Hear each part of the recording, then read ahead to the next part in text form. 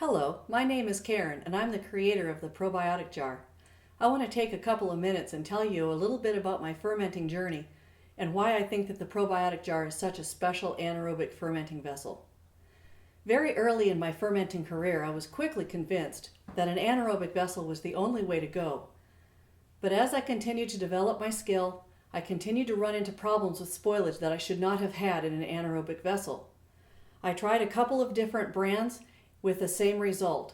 And this got me into thinking that something must be wrong because these things can't happen in a truly anaerobic vessel. I knew that I was using quality fresh vegetables out of my own garden, that any potential spoilage absolutely was not there. I did not have soft spots on my vegetables. There was no reason that I should have had problems in my ferments. So I started pulling the grommets out of my jars and taking a look, and I discovered something that really shocked me. I discovered some sharp edges that were cutting the grommet, breaking the seal that way. I discovered grooves in the holes. I discovered twisty corkscrewy holes. Then I learned that plastic lids also let in oxygen simply because plastic is permeable. So I decided that because I wanted to have a quality product, that it was time to create the probiotic jar. So I looked for the suitable vessel and concluded that this is a commonly used vessel making anaerobic fermenting vessels.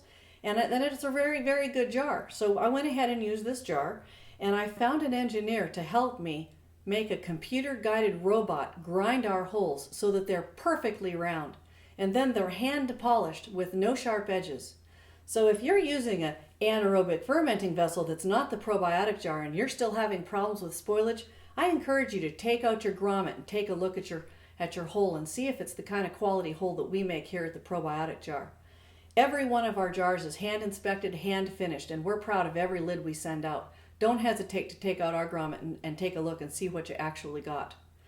So beyond that, there are a couple of really, really neat things about the probiotic jar. In particular, I'm really in love with our Brine Bowl. This is just a neat little bowl that floats neatly on top of a kvass or sits on top of a vegetable in order to keep the vegetables down under the brine and only allow a tiny little gap. So if you've got your non-expansive vegetable with your brine clear up to here, there's no way your vegetables could come out of the jar. And if you've got an expansive vegetable, this will just push up, and then this will catch any overflow, and hopefully it won't come up the airlock.